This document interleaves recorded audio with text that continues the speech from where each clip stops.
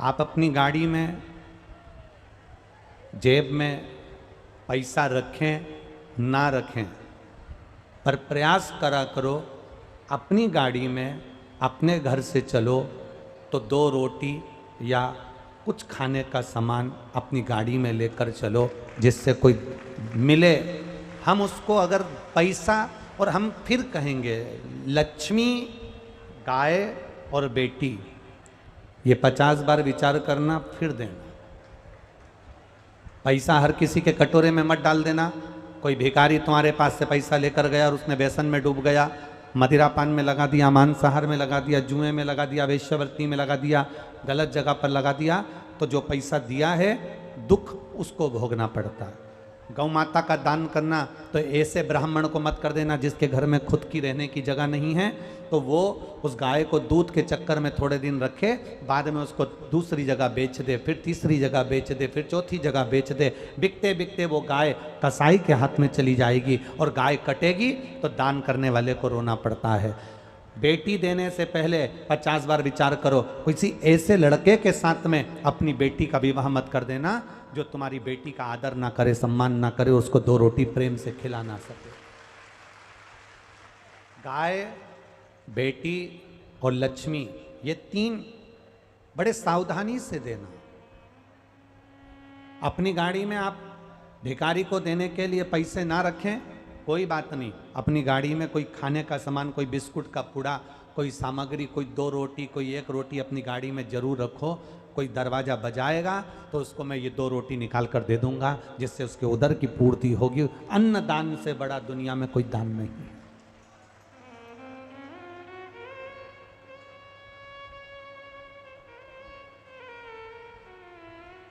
अन्नदान से बड़ा दुनिया में कोई दान नहीं है। दुनिया का कोई ऐसा दान नहीं जो अन्नदान से कम हो। अन्नदान के बराबर दान होता ही नहीं है।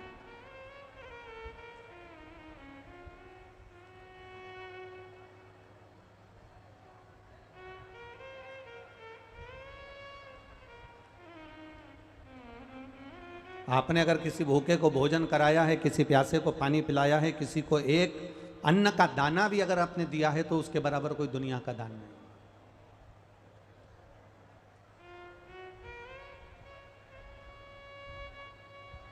उसके बराबर दुनिया का कोई सुख नहीं, उसके बराबर दुनिया का कोई आनंद नहीं।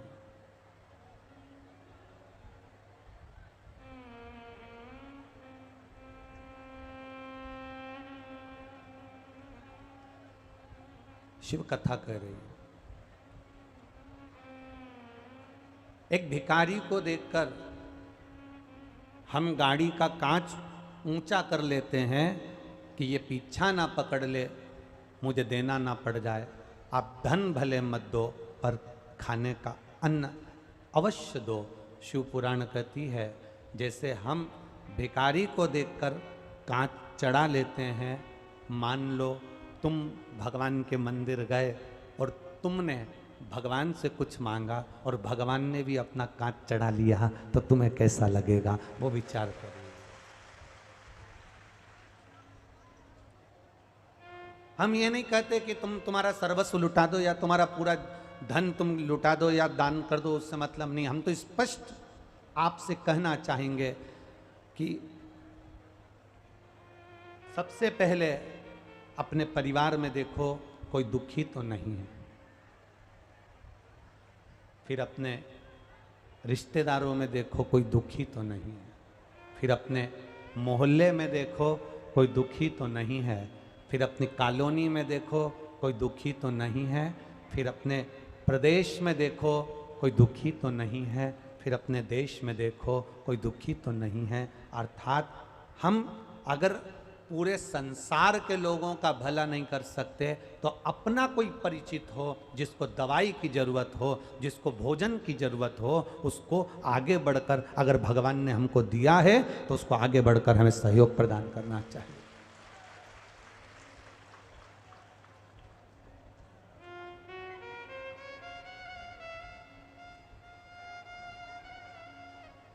बहुत अंतर है हमारा संसार के लोगों में और समझने की बात है।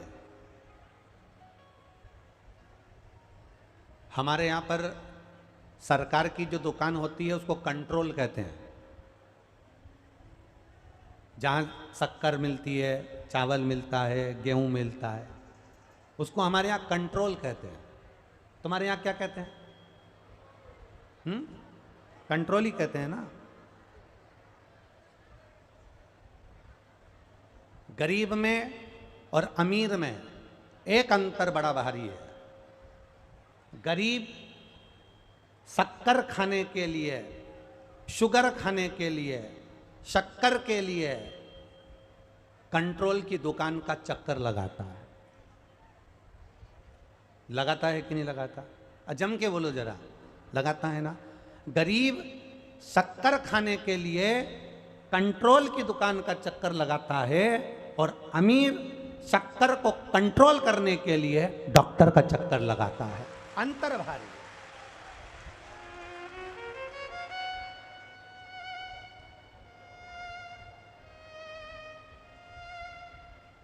गरीब शक्कर खाने के लिए कि मेरे को शक्कर चाहिए, मैं चाय पीऊंगा, मैं दूध पीऊंगा, मैं दही में डालूंगा, मैं मिठाई बनाऊंगा, मैं पकवान बनाऊंगा। गरीब शक्कर खाने के लिए कंट्रोल दुकान का चक्कर लगाता है और अमीर शुगर को, शक्कर को कंट्रोल करने के लिए डॉक्टर का चक्कर लगाता है। इन दोनों में जमीन और आसमान का अंतर है। भगवान से प्रार्थना करना हम कंट्रोल का चक्कर लगाने चल जाएगा, पर डॉक्टर का चक्कर मत लगवाना, ऐसी कृपा हमारे ऊपर कर रखना। हम कंट्रोल का चक्कर लगाएं चलेगा, पर बार बार दौड़कर हमें डॉक्टर के पास जाना पड़ रहा है। बार बार दौड़कर हमें कितनी कितनी शरीर में बीमारियां बढ़ती चली जा रही है। पहले कैंसर जैसा रोग गांव में, नगर में, शहर में एक दो लोगों को होता था। आज के ज़माने में कैंसर जैसा रोग जिसको देखो मोहल्ले में दो चार को हो जाता है। बड़ा दिल दुखता है, बड़ा हृदय दुखता है। ये लीवर, ये किडनी, ये डैमेज होती थी, खराब होती थी, कुछ इक्का दुक्का लोगों की हो जाती थी। पर आज के समय में जिसको देखो हर 4-8 घर छोड़ के किसी ना किसी को दुख है। उसका कारण क्या है? अपने दुख का निवारण कैसे कर सकते हो? अपने दुख को कैसे समाप्त कर सकते हो?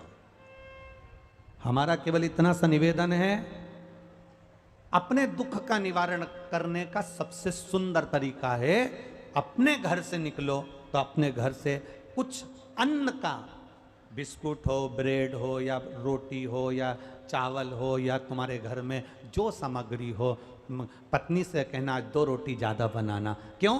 मेरी गाड़ी में रख देना पेपर में लपेट कर। मैं चौराहे से निकलता हूँ, लोग दरवाज़ा बजाते हैं मेरी गाड़ी का, मैं उनको ये 2 रोटी दे दूंगा। मैं वहाँ से निकलूँगा तो मैं इनको ये दे दूंगा। मैं कोई बच्चे भूखे मिलेंगे तो मैं उनको दे दूंगा। 2 रोटी मेरी गाड़ी में तू ज़्यादा रख देना, 2 रोटी मेरे टिफिन में ज़्यादा रख देना, किसी का मुंह झूठा करा दूंगा। उसका एक कारण होता है, हमारे धन, कमाए हुए धन में से अगर हम 1 रुपया भी अन्न दान का निकालते हैं, 1 रुपया का भी, 1 रोटी भी अगर हम अन्न किसी को खिला देते हैं, तो हमारा बुढ़ापा हॉस्पिटल में नहीं निकलता, परमात्मा की शरणागति में निकलता। हमारा बुढ़ापा डॉक्टर के चक्कर काटते नहीं निकलता, हमारा बुढ़ापा भगवान की शरणागति में निकलता है। हमने करा क्या? कमाया और अपने ऊपर खर्च कर लिया, भोग कर लिया, भोग करा, भोग करा, भोग करा, खूब अपने ऊपर लगाया, पर अपनी कमाई का हम एक अंश भी निकालकर परमात्मा की शरणागति में नहीं लगा पाए। महाराज कितना किस्मत वाला है ये गोस्वामी परिवार, श्री नवीन कुमार जी गोस्वामी और उनकी धर्म पत्नी श्रीमती खुशबू जी गोस्वामी। आपको हम धन्यवाद देते हैं कि आपने अपनी कमाई का सदुपयोग करा है और अपनी जिंदगी का सदुपयोग करा है। कुर्सी, सत्ता, वैभव, राजसी ठाट, तुम्हारा वैभव, तुम्हारी कुर्सी, तुम्हारी सत्ता, तुम्हारा सुख तुम्हारे पास में बहुत मिलेगा, और उस कुर्सी, उस सत्ता, उस वैभव और उस आनंद में जब तक तुम्हारी चले तब तक तुम जिंदगी में एक धर्म का कार्य करते चलना, तो तुम्हारी कुर्सी और सत्ता का वैभव भी हमेशा टिका रहेगा। अगर हम धर्म से दूर हो गए, परमात्मा की भक्ति से दूर हो गए, भगवान के भजन से दूर हो गए, स्मरण से दूर हो गए, तो दुख भोगना ही पड़ता है। अरे मत बुरे कर्म कर बंदे वरना पछताएगा। भगवान की आंखों से तू बच नहीं पाएगा, तू बच नहीं पाएगा। अरे ओ अज्ञानी मत कर नादानी, अरे ओ अज्ञानी मत कर। तेरे कर्म का फल भी तू ही पाएगा, जैसा किया तूने तेरे आगे आएगा। मत बुरे कर्म कर बंदे वरना पछताएगा। भगवान की आंखों से तू बच नहीं पाएगा, तू बच नहीं। संसार में दुख सबके साथ में है। कोई सुखी इस संसार सागर में अगर आकर कोई सुखी हो जाए, ये बहुत बड़ी बात है। महाराज शिव पुराण कहती है, कोई तन दुखी, कोई मन दुखी, कोई धन बिन रहत उदास, तुलसी या संसार में सुखी राम का दास। संसार में एक सुखी है जो परमात्मा की शरणागति में बैठा है। आप 3 घंटे कथा में बैठे हो ना, आपके 7 दिन कैसे निकल जाएंगे आपको मालूम नहीं पड़ेगा। कब कथा चालू हुई और कब आज कथा विराम होने वाली है आपको मालूम नहीं पड़ेगा। आते थे इतना धक्का तो तुमने कहीं जगह नहीं खाया होगा जितना धक्का तुमने शिव महापुराण की कथा में खाया होगा। कई जगह पर कथा होती है तो बहुत सारे वीआईपी आते हैं। कई जगह कथा होती है, बहुत सारे वीआईपी आते हैं और बाहर जो पुलिस वाले खड़े होते हैं, गार्ड खड़े होते हैं, कार्यकर्ता खड़े होते हैं, वो वीआईपी को पहचानते नहीं, उनको धक्का मार कर निकाल देते हैं। चल निकालो, जाओ उधर, उधर से बैठो, चलो। अब कार्यकर्ता को क्या मालूम कि तुम वीआईपी हो, कार्यकर्ता को क्या मालूम कि तुम कलेक्टर हो कि एसपी हो, कार्यकर्ता को क्या मालूम कि तुम्हारा पद कौन सा है, कार्यकर्ता को क्या मालूम कि तुम विधायक हो कि क्या हो, कार्यकर्ता को कुछ नहीं मालूम कि तुम्हारा पद कौन सा है, प्रतिष्ठा कौन सी है, क्योंकि वो कार्यकर्ता यहाँ का नहीं है, वो तो बेचारा कहीं का था, सेवा में लगा हुआ था। उसने तुमको धक्का मार दिया, उसने तुमको धक्का मार कर निकाल दिया। दुख मत मनाना, टेंशन मत लेना। हमारे भीतर कहीं ना कहीं अपनी पद का अहंकार हमारे अंदर पैदा होते जा रहा था, बढ़ते चले जा रहा था, बढ़ते चले जा रहा था। तो शंकर जी की कथा में पहुंचते से किसी एक कार्यकर्ता ने तुम्हारे उस अहंकार को शून्य पर लाकर छोड़ दिया। उसे धन्यवाद देना कि तूने मेरे ऊपर बड़ी कृपा कर दी। उसने हमारे अहंकार को तोड़ दिया और बड़ी कृपा करी। और ध्यान रखना, जो शंकर भगवान की कथा में जो शिव के द्वार पर धक्के खा लेता है, वो दुनिया में फिर कहीं के धक्के नहीं खाता है, ये निश्चित है। कई लोग कहते हैं हम कथा में आए थे, हमारा कोई सम्मान नहीं हुआ, हमारा कोई मान नहीं हुआ, हमारी कोई प्रतिष्ठा ही नहीं हुई, हमें तो कोई ने इज्जत ही नहीं दी, हमें तो बैठने के लिए कुर्सी नहीं दी, हमें तो बैठने के लिए आसन नहीं दिया, हमें तो बैठने के लिए ये नहीं दिया, हमें तो बैठने के लिए वो नहीं दिया। शिव महापुराण की कथा कह रही है, दूसरी कथाओं में जाओ तो कुर्सी ढूंढना, दूसरी कथाओं में जाओ तो वीआईपी पन ढूंढना, पर शिव महापुराण की कथा में जब भी आना तो वीआईपी बनकर मत आना, क्योंकि शंकर जी की बारात में एक भी वीआईपी नहीं गया था। शिव जी की शादी में एक भी वीआईपी नहीं था। भगवान शंकर की शादी में मेरे नारायण भगवान की शादी हुई, 33 कोटि देवताओं को बुलाया। ब्रह्मा जी की शादी हुई, 33 कोटि देवताओं को बुलाया। इंद्र की शादी हुई, 33 कोटि देवताओं को बुलाया। सारे देवताओं की शादी में 33 कोटि देवता आए। शंकर भगवान की शादी में 33 कोटि देवताओं को निमंत्रण नहीं भेजा, अपने आप आए। भगवान जब अपने आप देवता आ गए तो भी भगवान शंकर ने देखा, आ गए तो आ गए, आ जान दो, कोई दिक्कत वाली बात नहीं है। पर शिव जी को बेचैनी अंदर से हो रही थी, शंकर भगवान को अच्छा नहीं लग रहा था। क्यों? क्योंकि शंकर भगवान कहते हैं मैं खुद वीआईपी नहीं हूं, तो मैं वीआईपी को कैसे झेलूं, मैं तो मेरे वालों को बुलाना चाहता हूं। तो शंकर भगवान मुंह उतार कर बैठे थे। भगवान नारायण ने पूछ लिया, आपका चेहरा उतरा है, आपकी शादी हो रही है, चेहरा क्यों उतरा है? जिसकी शादी होती है वो तो बड़ा खुश होता है, आपका चेहरा उतरा है। शंकर भगवान बोले, मेरा जितने भक्त हैं, मेरे जितने गण हैं, मेरे भूत चुड़ैल डाकनी पिशाचनी, ये सब नहीं दिख रहा है, इसलिए मेरा दिल दुख रहा है। भगवान विष्णु ने कह दिया तुम बुला लो, हमें मना नहीं। शंकर भगवान ने डमरू खड़काया, डाकनी पिशाचनी चुड़ैल भूत सब आ गए। सब किसी को मतलब नहीं, कौन वीआईपी था कौन क्या था, वहां तो सब अड़भंगे होकर नाच रहे थे। आगे आगे देवता कत्थक कर रहे थे, कत्थक।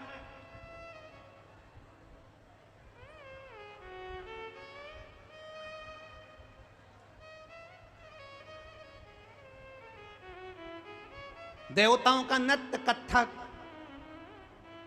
नैनों को मटकाते हुए, हाथों को मटकाते हुए, पांवों को मटकाते हुए देवता कत्थक कर रहे थे, अप्सराएं कत्थक कर रही थी। और सारे जितनी गंधर्व अप्सराएं देवता सब गंधर्व सब कत्थक कर रहे हैं, नृत्य कर रहे हैं। इतने में एक शंकर भगवान के गण ने कत्थक करने वाले को देख लिया, और कत्थक करने वाले को देखा तो शंकर भगवान के गण ने अपने गणों से कहा कि अपने को तो नाचना भी नहीं आता, ये तो कितनी जोरदार नाच रही, ऐसी ऐसी कर रही। तो इतने में गण शंकर भगवान के पास गया और शिव जी से पूछा, हमें नाचना नहीं आता, हम क्या करें? शंकर भगवान बोले, वो जैसे हाथ फेंक रही है ऐसे तुम अपने शरीर के जितने अंग सब फेंकना चालू करो, नाच हो जाएगा। बस देवता कत्थक नाच रहे थे, कोई भांगड़ा नाच रहा था, कोई गरबा कर रहा था। भूत चुड़ैल जो नाच रहे थे वो ब्रह्मा जी के भी संपट में नहीं पड़ा, उनकी भी बुद्धि में नहीं आया, आखिर इस डांस का मैं नाम क्या दूं, इस डांस का मैं नाम क्या दूं? भगवान विष्णु ने ब्रह्मा जी से पूछा, ये देवता नाच रहे हैं, कोई कत्थक कर रहा, कोई गरबा कर रहा, कोई भांगड़ा कर रहा, कोई कत्थक कर रहा है, ये भूत चुड़ैल जो नाच रहे हैं इनके नाचने का कोई नाम है क्या? इतने में ब्रह्मा जी ने कहा, जो समझ में नहीं आए उसी का नाम मैंने कलयुग में डिस्को कह दिया है। ये जितने रुद्रगण नाच रहे हैं, जितने डाकनी पिशाचनी भूत चुड़ैल नाच रहे हैं, ये सब डिस्को कर रहे हैं। और तुम देखना आज के समय में लोग डिस्को ऐसा करते जैसे पूरा शरीर में देवी देवता आ गए हैं, पूरे शरीर।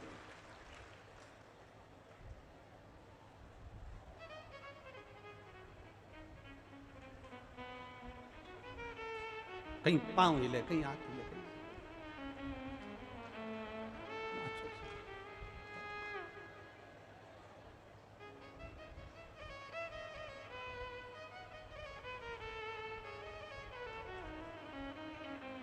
कहीं कहीं तो लोग जमीन पे भी सो के नाचते हैं। एक गाना चलवा लेते हैं, मैं तेरी दुश्मन दुश्मन तू मेरा, मैं नागन तू सपेरा। तो वो जमीन पे सो के नाच।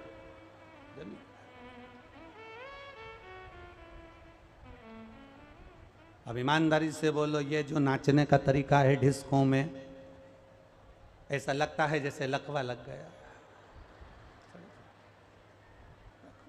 ऐसा लगता है जैसे लकवा। तो कोई ये जो डिस्को का तरीका आया तो ये किसी दूसरे ने नहीं दिया, ये मेरे महादेव के गणों ने दिया कि हमें नहीं आता इसलिए हमने ये नाच दिया। शिव को पसंद आ गया ना, बस बहुत, शंकर को प्रिय लग गया, बस बहुत। महाराज, ऐसा दुनिया में कौन है जिसको दुख नहीं है? ऐसा दुनिया में कौन है जिसको तकलीफ नहीं? सबको है। बस जो मानव का शरीर मिला है उस मानव के शरीर में प्रसन्न रहने का, ऐसा नहीं दुख किसी को नहीं होता। घर में पत्नी इसलिए दुखी है कि गैस की टंकी नहीं है। पत्नी काय के लिए दुखी है? बोलो, जम के बोलो, कि गैस की टंकी नहीं।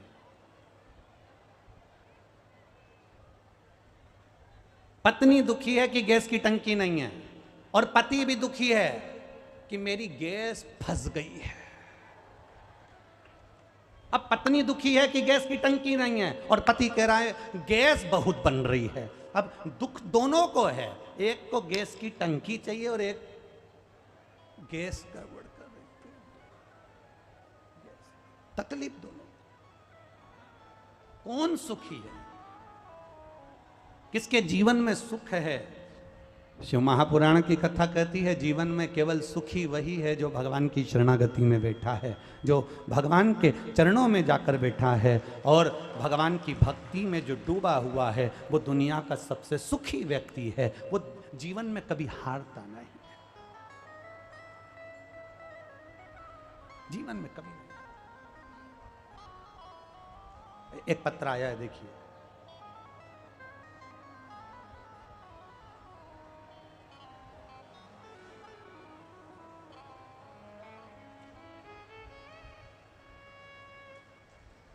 मेरा नाम मृदुला कुमारी, पति श्री सावन भदौरिया, पता बापू नगर बलुआही, जिला खगड़िया की रहने वाली हूँ। बलुआही, ठीक है, बलुआही है ना? हाँ ठीक है। मृदुला कुमारी, पति श्री सावन भदौरिया, पता बापू नगर बलुआही, जिला खगड़िया की रहने वाली हूँ। कहीं बैठी हो तो हाथ हिला सकती हैं। अगर कहीं बैठे हो तो दोनों हाथ ऐसे हिला दें। जहाँ कहीं भी बैठे हो हाथ हिला सकते हैं। जिला खगड़िया की रहने वाली हूँ। मेरी शादी वर्ष 2010 में हुई थी। 12 वर्ष बीत चुके थे गुरुदेव, संतान का सुख नहीं था। डॉक्टरों को दिखाया, 7-8 वर्ष तक लगातार केवल खगड़िया के ही डॉक्टरों को नहीं, पटना के डॉक्टरों को और बाहर भी जाकर दिखाया, पर संतान का सुख नहीं हुआ।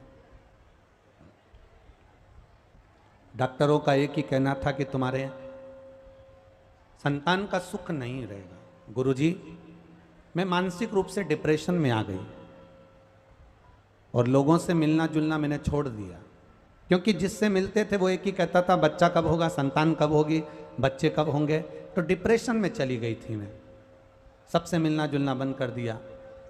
कोरोना काल के अंतर्गत 2021 में मुझे मेरे एक परिचित ने बोला कि आस्था चैनल पर शिव महापुराण की कथा आती है, प्रदीप मिश्रा जी बाँचते हैं, आप उसको सुनते क्यों नहीं? मैंने कार्यक्रम को देखना प्रारंभ करा और बाबा के अनुसार 2021 में दिसंबर के महीने में शुक्ल पक्ष की अष्टमी तिथि के दिन आपने एक उपाय बताया था कि ब्राह्मण के जोड़े को उसके बच्चे के साथ बेलपत्री के पेड़ के नीचे बिठाकर खीर भोजन करा दो, खीर खिला दो, और उस खीर को पति पत्नी दोनों बेलपत्री के पेड़ के नीचे ही उसको खा लें और दीप प्रज्वलित कर पूजन कर कर आ जाएं। बाबा, मैंने 2021 में दिसंबर के महीने में शुक्ल पक्ष में अष्टमी तिथि दिन सोमवार को मैंने ये वाला उपाय किया, और बाबा की कृपा का मैं क्या वर्णन करूं गुरुदेव। बस उपाय करा, कुछ दिन निकले और बाबा की कृपा से मेरा गर्भ ठहर गया, और बाबा की कृपा से 12 वर्ष के बाद मेरे यहाँ संतान की प्राप्ति हुई। ये शिव तत्व है। घड़ी कहीं बैठे हो तो हाथ हिला सकते हैं। आप ही हैं, लिया बच्चे को लिया ऊपर। 12 वर्ष के बाद संतान की प्राप्ति, ये शिव है। ओ घड़ी, ये दयालु। खाली ना जाता कोई दर से तुम्हारे, खाली ना जाता कोई दर से तुम्हारे, मैं भी खड़ा हूँ नन्ही बाहें पसारे, अपने हृदय से लगा लो, गिरा जा रहा हूँ, उठा बधाई बाबू।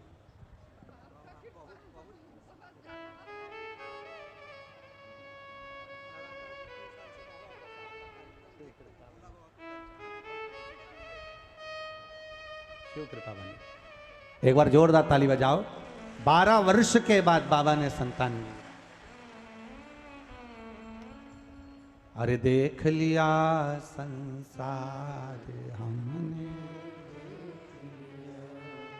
सब मतलब के यार हमने, सब मतलब के होंगे पर मेरा महादेव मतलब का नहीं होता। मेरा महादेव ये नहीं देखता कि आप कौन हैं, आप कौन हैं, मेरा महादेव नहीं देखता।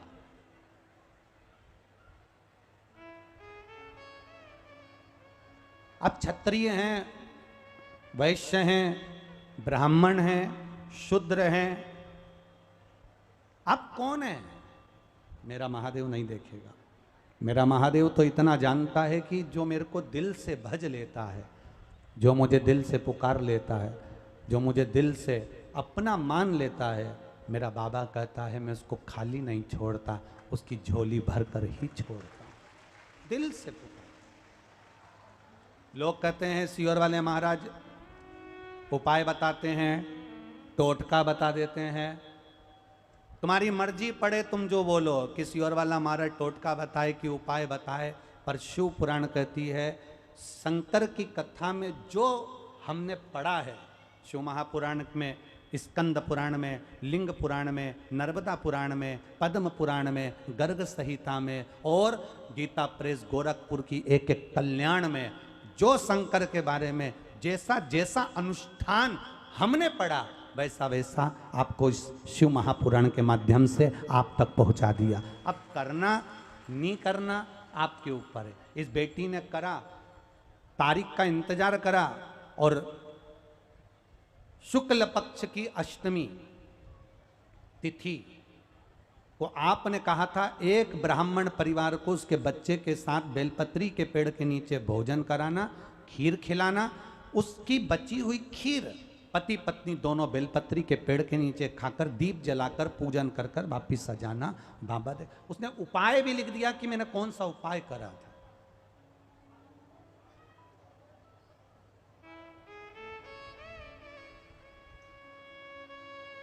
कई लोग कहते हैं गुरुजी हमने पशुपति व्रत करके देख लिया, हमने सफेद आंकड़े की जड़ बांध कर देख ली, हमने शंकर भगवान की बेलपत्र खाकर देख ली। हम कहते केवल तुमने एक बार करा और कहकर बता दिया, 2 बार करा और कहकर बता दिया, 3 बार करा और कहकर बता दिया।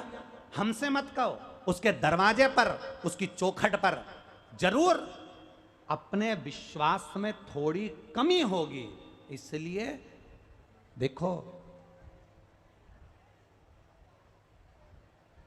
सोने के आभूषण बनते हैं ना, उसमें अगर पीतल का टांका लग जाता है,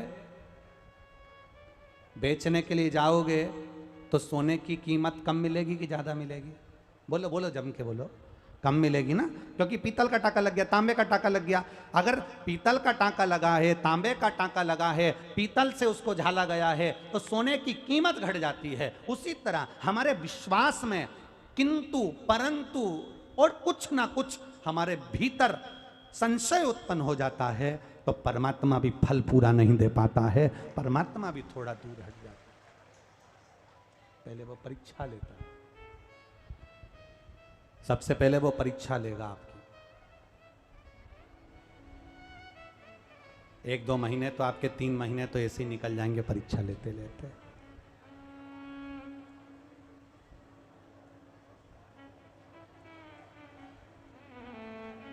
पूरे बेटे को, तुम्हारा बेटा 10वीं में है, 12वीं में है, 8वीं में है, 5वीं में है, चतुर्थी में है, तीसरी में है, 12वीं का एग्ज़ाम दे रहा है, 9वीं का एग्ज़ाम दे रहा है, 10वीं का एग्ज़ाम दे रहा है, 8वीं का एग्ज़ाम दे रहा है। तुम्हारा बच्चा एकदम बिना पढ़े, बिना स्कूल गए परीक्षा देगा तो क्या पास हो जाएगा क्या? अरे बोलो जम के, नहीं होगा। बच्चे को साल भर पढ़ना पड़ेगा, बच्चे को साल भर स्कूल जाना पड़ेगा, बच्चे को स्कूल में बैठकर अपनी हाजिरी भरवाना पड़ेगी, बच्चे को अपनी क्लास में रोज पहुंचना पड़ेगा, बच्चे को अपना स्कूल रोज अटेंड करना पड़ेगा। जो बच्चा नियम से स्कूल जाता है, जो बच्चा नियम से टीचर ने जो बताया, बच्चा वैसा वैसा अगर तैयारी कर लेता है, टीचर ने जो बोला बच्चे ने वैसी पढ़ाई कर ली, टीचर ने जो बोला बच्चे ने वैसा होमवर्क कर लिया, टीचर ने जो बोला बच्चे ने अगर वैसा वैसा काम कर लिया, तो उस बच्चे को जिंदगी में कोई फेल नहीं कर सकता, वो बच्चा पास होकर ही मानता है। साल भर पढ़ना पड़ता है, तब एग्जाम दी जाती है, तब रिजल्ट आता है। उसी तरह हमें भी शंकर के मंदिर में साल भर जाना पड़ता है, भगवान शंकर को 1 लोटा जल चढ़ाना पड़ता है। उनके टीचर ने जो बताया वैसा उस बच्चे ने करा तो पास हो जाता है, और इस टीचर ने तुमको जो बताया उसके नियम से करने होगे तो पास हो जाओगे, ये निश्चितता है। ये पढ़ाई पर आपकी बुद्धि पर यह भाव आना चाहिए कि आप कर क्या रहे हो, आप कैसा आनंद लेना चाहते हो, आप कैसा भजन करना चाहते हो, आप कितना कीर्तन करना चाहते हो, आप ये ऊपर है।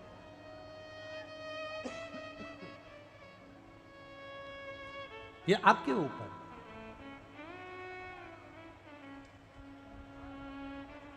शिव कथा कर रही है, भगवान शंकर का संवाद कर रहा है, शिव महापुराण की कथा।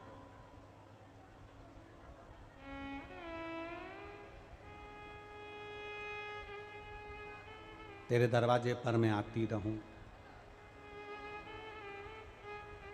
तेरा भजन में गाती रहूं, इससे बढ़कर दुनिया का कोई सुख नहीं है।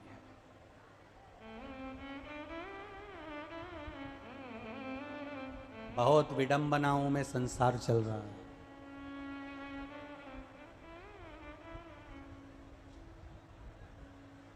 बहुत विडंबनाओं में संसार चल रहा है।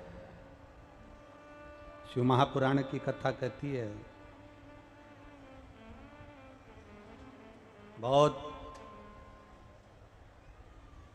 लोगों को बुरा लग सकता है हमारी वाणी से, पर हम बिहार की इस पावन धरा से कहना चाहेंगे कि अपनी बुद्धि, अपने चित्त को संवारने का प्रयास करें।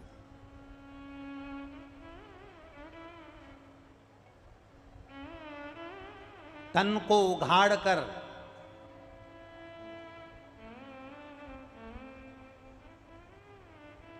उघाड़ कर विश्व को दिखाने से कोई विश्व सुंदरी नहीं बन जाता है। ध्यान रखना, तन को उघाड़ कर विश्व को दिखाने से कोई विश्व सुंदरी नहीं बन जाता है।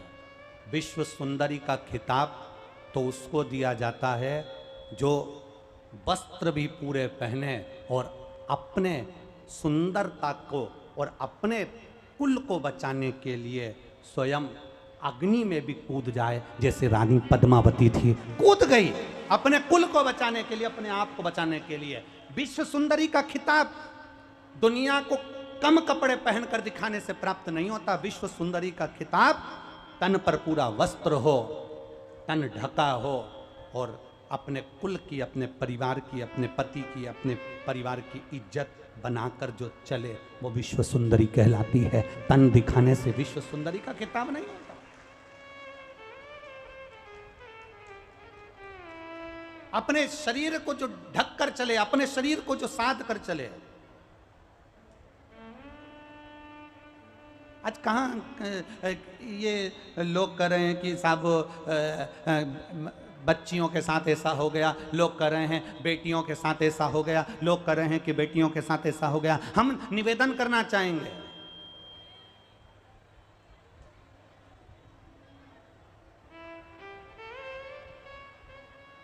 बनने वाली फिल्मों पर, बनने वाले नाटकों पर अगर थोड़ा सा कंट्रोल करा जाए और उन नाटक में आने वाली बेटियों को, नाटक में आने वाली बहनों को कपड़े हमारे सनातन हिंदू धर्म के व्यवहारिक पहनाए जाएं, तो आने वाली पीढ़ी भी उनके जैसे कपड़े पहनना चालू कर देगी। वस्त्र की सुंदरता से, आपकी सुंदरता,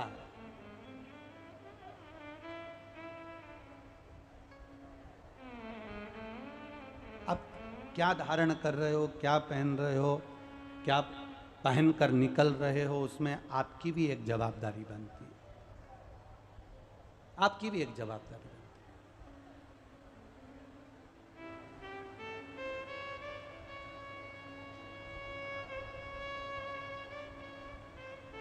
है। भगवान की भक्ति, उस पर किया गया भरोसा, उस पर की गई दृढ़ता हमारे जीवन में सुख का अनुभव करा देती है। कोई आपसे कह दे कि मैं आपको दुखी नहीं होने दूंगा, कोई आपसे कह दे मैं तुझे तकलीफ में नहीं आने दूंगा, फालतू की बात है, फालतू। एक लड़का लड़की गार्डन में बैठे थे, बगीचे में, और गार्डन में बगीचे में बैठे हुए लड़की लड़के से कह रही थी, बस अपन दोनों की शादी हो जाए, मैं पूरे घर को स्वर्ग बना दूंगी। एक बार मैं शादी करके तुम्हारे घर में आ जाऊं, पूरे घर को स्वर्ग बना दूंगी। वहीं से एक व्यक्ति निकल कर जा रहा था और उसने घूम कर देखा कि कितनी विचित्र बात कर रही है कि एक बार अपनी शादी हो जाए मैं घर को स्वर्ग बना दूंगी। तो उस व्यक्ति ने चिल्ला कर कहा, ये घर को स्वर्ग बनाएगी और घर में रहने वालों को स्वर्गवासी बनाएगी। जितने घर में रह रहे होंगे उनको स्वर्गवासी का निश्चित था।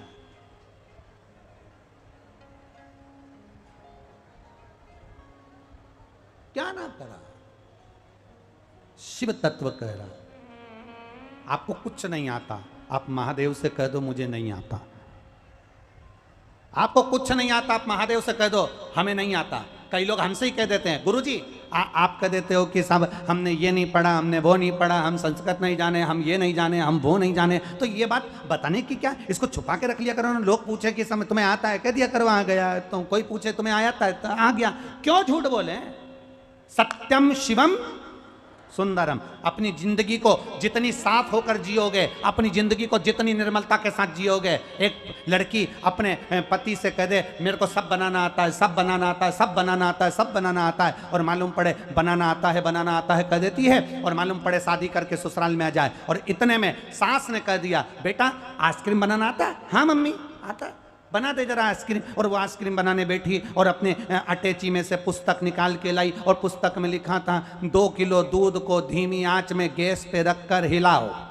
उसने धीमी आंच में गैस पे रखकर हिलाया, फिर इसमें शक्कर डालकर हिलाओ, उसने शक्कर डालकर हिलाया, फिर उसमें बेकिंग पाउडर डालकर हिलाओ, उसने बेकिंग पाउडर डालकर हिलाया, फिर इसमें इलायची पाउडर डालकर हिलाओ, इसने इलायची पाउडर डालकर हिलाया, फिर उसमें लिखा था 1 घंटा फ्रिज में रख दो। बस उसने वही की वही करा, पूरा वैसा के वैसा ही करा। 1 घंटा फ्रिज में रखो। 1 घंटे के बाद सास फ्रिज खोलने गई। जो फ्रिज खोला तो बहू को आवाज लगाया, बेटा इधर आ। हाँ माँ। सिर पे पल्लू रख के बहू आ गई। हाँ मम्मी क्या हो गया? बेटा ये मंदिर के घंटे को फ्रिज के अंदर किसने रखा? मंदिर के घंटे को फ्रिज में किसने रखा? बहू कहती है मम्मी मैंने रखा। तुमने क्यों रखा? क्योंकि किताब में लिखा था 1 घंटा फ्रिज में रखो। किताब में लिखा। रखना क्या था फ्रिज के अंदर? अरे बोलो जम के। वो जो घोल बनाया था आइसक्रीम का, उसको 1 घंटा फ्रिज में रखना था, पर बहू ने मंदिर का घंटा खोल के फ्रिज में रख दिया। 1 घंटा फ्रिज में।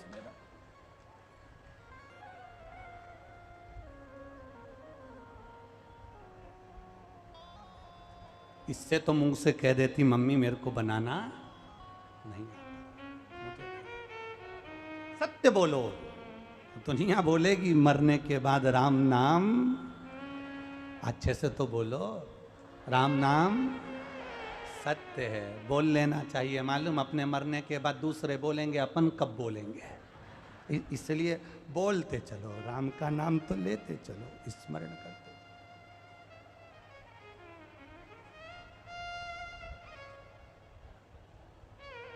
शिव नाम लेते हुए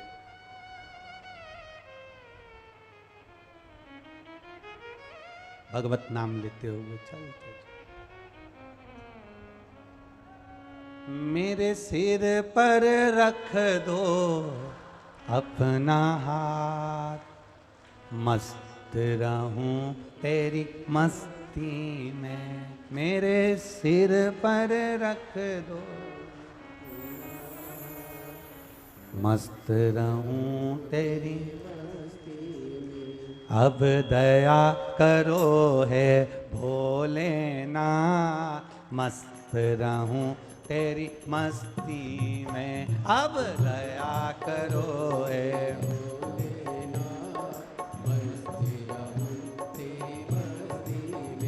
अब दया करो है भोलेनाथ। मस्त रहूं तेरी मस्ती में अब दया करो हे भोलेनाथ। मस्त रहूं तेरी मस्ती में। मेरे सिर पर रख दो अपना हाथ, मस्त रहूं तेरी मस्ती में। मेरे सिर पर रख दो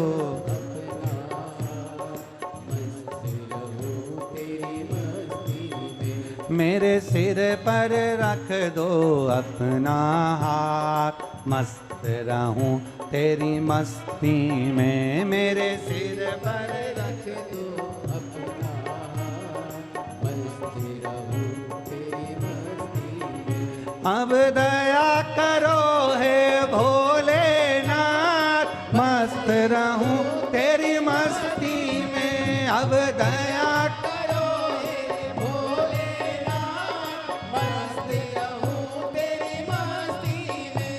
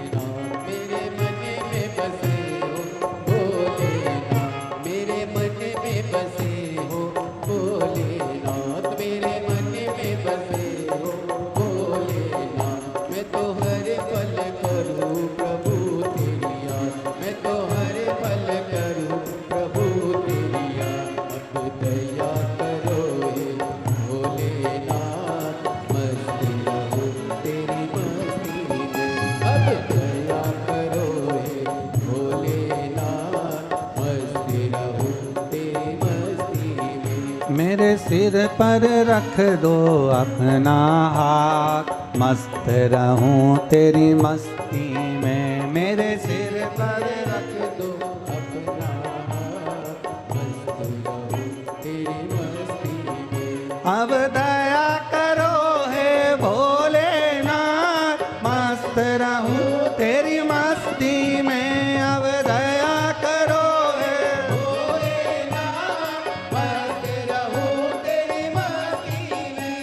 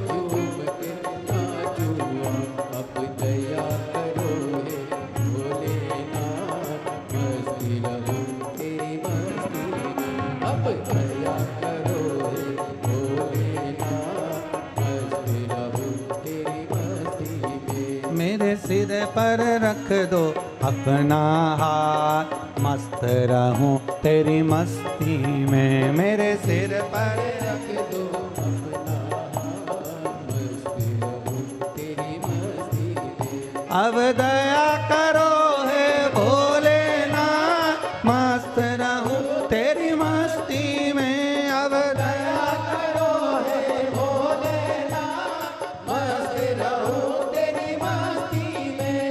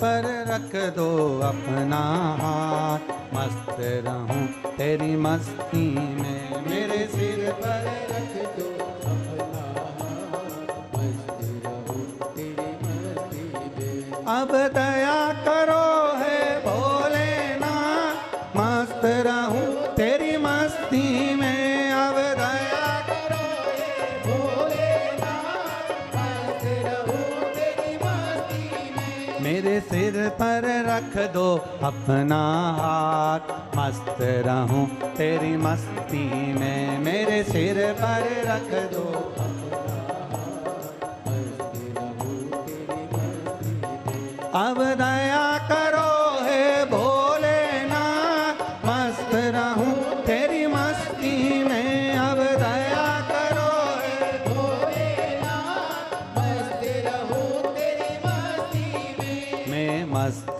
रहूं तेरी मस्ती में। मैं मस्त मैं मस्त रहूं तेरी मस्ती में। मैं मस्त रहूं तेरी मस्ती में। हर अपने स्थान पर बैठकर भाव से आनंद के साथ भगवान शिव से भाव से प्रार्थना करिए। आज कथा का विराम दिवस है। बाबा से दिल से प्रार्थना करना। विराम दिवस की कथा है। बाबा से जितना कह कर जाओगे ना, बाबा आपको देगा जरूर।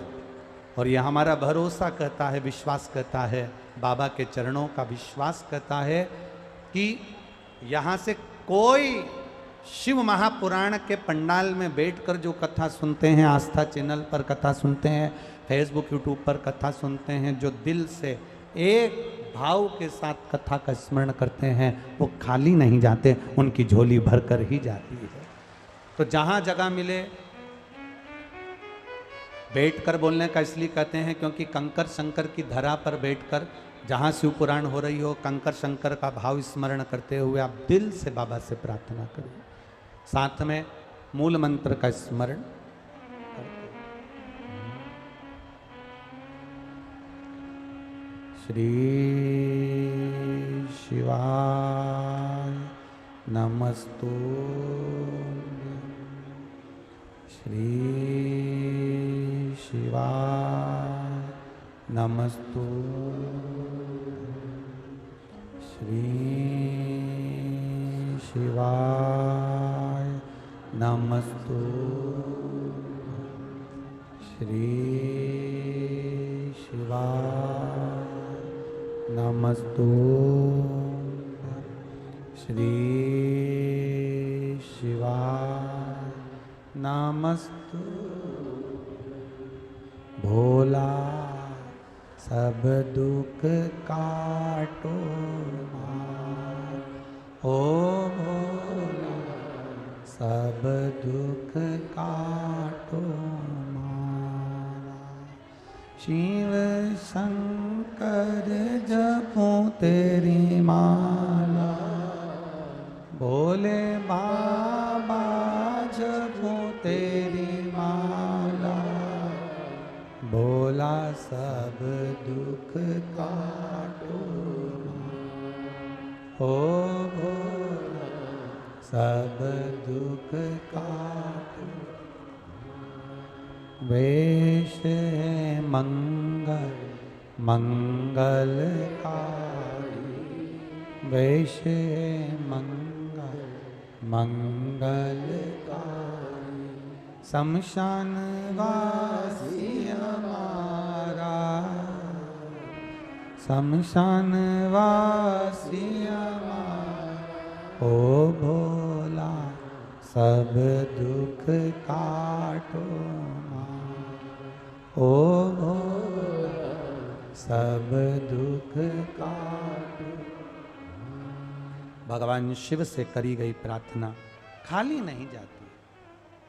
शिव महापुराण की कथा कर रही है, भगवान शंकर का संवाद कर रहा है। नंदीश्वर शिव महापुराण की कथा कहती है, नंदी भगवान शंकर का प्रिय बना। एक दिन स्वयं नंदी ने, स्वयं नंदी एक दिन भगवान शिव जी से कहता, बाबा मेरे मन की एक बात स्वीकार करेंगे क्या? नंदी स्वयं भगवान शिव जी से कह रहा है कि आप मेरी एक मन की बात स्वीकार करेंगे क्या? भगवान ने पूछा, ऐसा कौन सी बात है जो नंदी आज मेरे सामने लेकर आया?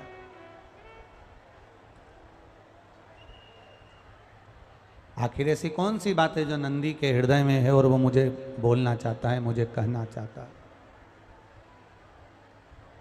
क्या बात है नंदी? क्या कहना चाहते हो तुम? नंदी बहुत सुंदर था, बहुत सुंदर। शिलाद मुनि का जो पुत्र था वो इतना सुंदर, क्योंकि मेरे ओघड़दानी मेरे शंकर भगवान इतने सुंदर हैं, इतने सुंदर हैं कि दुनिया के लोग हर जितनी भी आरती होती है, जितनी भी स्तुति होती है, आरती के बाद चाहे तुम राम जी की आरती गाओ, चाहे कृष्ण जी की आरती गाओ, देवी जी की आरती गाओ, चाहे देवता की आरती गाओ, चाहे किसी की भी आरती गाओ, आखिरी में आरती में शंकर भगवान का नाम तो तुमको लेना ही पड़ता है। कर्पूर गौरम करणाव तारम, ये बोलना ही पड़ता है। क्यों? क्योंकि शिव सर्वाधिक सुंदर है, शंकर भगवान अति सुंदर है, इसलिए उनके नाम किया गया था सत्यम शिवम सुंदर। बहुत सुंदर है मेरे महादेव, मेरे शंकर भगवान बहुत सुंदर। अब जब मेरे ओगड़दानी मेरे भोलेनाथ जी इतने सुंदर हैं, तो उनका ही एक प्रतिबिंब नंदी के रूप में है, तो नंदी सुंदर नहीं होगा क्या? नंदी भी सुंदर था, पर नंदी ने भगवान से कहा, नंदी ने भगवान से, प्रभु मेरी एक बात स्वीकार कर लीजिए, बहुत अच्छे से सुनना कथा, फिर निवेदन करेंगे। आज विराम का दिवस है, बहुत दूर दूर से आप लोग आए हो, पैसा खर्च कर कर आए हो, खाली मत जाने देना, समय की कीमत को समझना और अपने भीतर इस कथा को उतार लो। और यहाँ से जब जाओ तो बाबा से प्रार्थना कर कर जाना, बाबा मेरी झोली खुशियों से भरना, मैं भी किसी पंडाल में फिर बैठकर कथा सुनूं, ऐसी कृपा करना। ये कथा तो यहाँ पर आज विराम हो जाएगी। 5 तारीख से पुष्कर जी में, पुष्कर मेला ग्राउंड में 1 बजे से 4 बजे चालू हो जाएगी राजस्थान में। सावन के पहले हफ्ते की कथा रहेगी। अब की बार सावन 2 हैं क्योंकि अधिक मास आया है। किस्मत वाले हैं आप और हम सभी जो पूरे अधिक मास में और पूरे श्रावण के महीने में शिव महापुराण की कथा सुनेंगे और अपने जीवन को धन्य बनाएंगे। पूरे सावन और पूरे अधिक मास, पूरा सावन पूरा अधिक मास। और एक भाव मन में आया है, आप सब लोगों का सहयोग मिलेगा तो मन की कामना बाबा पूरी करेगा। एक मन में भाव आया है कि पूरा सावन और पूरा अधिक मास, पुष्कर जी में कथा है, कहीं अलवर में कथा है, कहीं मैनपुरी में कथा है, कहीं छत्तीसगढ़ में 2 कथा है। तो ऐसा मन में भाव आया है कि सावन का महीना और अधिक मास में पहली कथा से लेकर अधिक मास के विराम तक जितनी भी कथा 6-7 जितनी कथा सावन और अधिक मास में है, सारी कथाओं में ऐसा मन में भाव है कि जहाँ भी शिव पुराण की कथा हो वहाँ बिठलेश सेवा समिति का कुबेरेश्वर धाम का एक काउंटर बने, जिस काउंटर से सुबह से लेकर शाम तक प्रसाद वितरण अर्थात साबूदाने की खिचड़ी या चावल खिचड़ी या अन्य पोहा आदि वितरण होता रहे, जिससे लोगों का उदर पूर्ति होता रहे, क्योंकि अन्न दान से बड़ा दुनिया का कोई दान नहीं है। और मेरा विश्वास कहता है, जितने लोग आस्था चैनल पर कथा सुन रहे हैं, जितने फेसबुक यूट्यूब पर कथा सुन रहे हैं, आप सबका सहयोग उसमें मिलेगा और आप लोगों की तरफ से भी लोग उसमें लगातार अन्न भाग ग्रहण करेंगे। ये शिव तत्व की प्राप्ति है। उसका कारण होता है, समितियां कार्यक्रम कराती हैं, कई बार व्यवस्थाएं, उनका भोजन का समय होता है या उनकी भोजन की व्यवस्था होती है आगे पीछे हो जाती है, कोई भूखा है उसको ना मिल पाए, इसलिए उसको ध्यान में रखते हुए पूरे सावन और पूरा अधिक मास बाबा ने बनाया तो पूड़ी सब्जी, बाबा ने बनाई तो खिचड़ी, बाबा ने बनाया तो साबूदाने की खिचड़ी, बाबा ने जैसा बना दिया पोहा अधिक अधिक, पूरे हर जगह जहाँ कथा होगी सावन में और अधिक मास में और आप लोगों का सहयोग मिलेगा तो बाबा ये भंडारा कथाओं में चलाता रहे। शिव तत्व औघड़ी है वो। और सीहोर के कार्यकर्ता भी उस भंडारे में पहुंचेंगे और भोजन लोगों को भंडारा प्रसाद खिलाएंगे। और विश्वास है जिस क्षेत्र में, जिस नगर में भंडारे का क्रम होगा उस क्षेत्र के लोग भी उसमें बढ़ चढ़ कर हिस्सा लेकर उसको चलाएंगे। शिव तत्व को जाने, अपने भीतर एक भाव प्रकट करिए शंकर भगवान को जानने का। दुनिया में शंकर भगवान से रावण ने धन मांगा, रावण ने दौलत मांगी, रावण ने सत्ता मांगी, भस्मासुर ने सत्ता वैभव कंकण मांगा, सबने सब कुछ मांगा, पर शंकर भगवान से नंदी जैसा मांगने वाला नहीं मिला। जो नंदी ने मांगा वो शिव जी से किसी ने नहीं मांगा। नंदी ने क्या मांगा भोलेनाथ जी से? नंदी बाबा भोलेनाथ जी से कहते हैं, बाबा, नंदी भगवान शिव से कहते हैं, भोले बाबा आपसे कुछ मांगना चाहता हूं, मैं दिल से कुछ कहना चाहता हूं। क्या कहना चाहते, क्या मांगना चाहते, क्या चाहिए तुमको, बोलो। नंदी कहते हैं, बाबा इतनी कृपा कर दीजिए, आपने मुझे सुंदर बनाया है, आपने मुझे सुंदरता दी है, पर इतनी कृपा कर दो कि मेरे इस सुंदर मुख को हटाकर, मेरे इस सुंदर मुख को हटाकर इस शरीर पर आप बेल का मुख लगा दीजिए, नंदी का मुख लगा दीजिए। मेरा ये शरीर रहे मना नहीं, पर मेरा मुख बेल का लग जाए, मेरा मुख एक गाय के बछड़े का लग जाए, मेरा मुख एक नंदी का लग जाए। शंकर भगवान ने पूछा, नंदी तू आखिर अपने इस मनुष्य के मुख को हटाकर तू आखिर नंदी का मुख क्यों लगाना चाहता है? तू बेल का मुख क्यों लगाना चाहता है? नंदी कहता है, बाबा अगर मैं सुंदर बना रहूंगा ना और आपके सामने बैठा रहूंगा, मुझे मेरी धर्म पत्नी देखती रहेगी और मैं उसको देखता रहूंगा, कहीं ना कहीं मेरे भीतर सुंदरता का अहंकार आ जाएगा, और सुंदरता का यदि अहंकार आ गया तो मैं आपका भजन भूल जाऊंगा। इसलिए मेरी सुंदरता हटाकर आपके चरणों का दास बना। अब शिव की कृपा देखिए,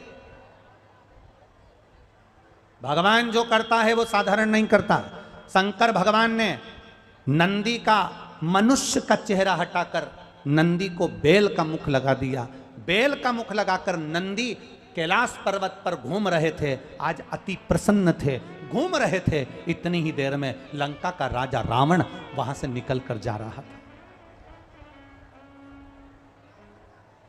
नंदी की प्रसन्नता थी,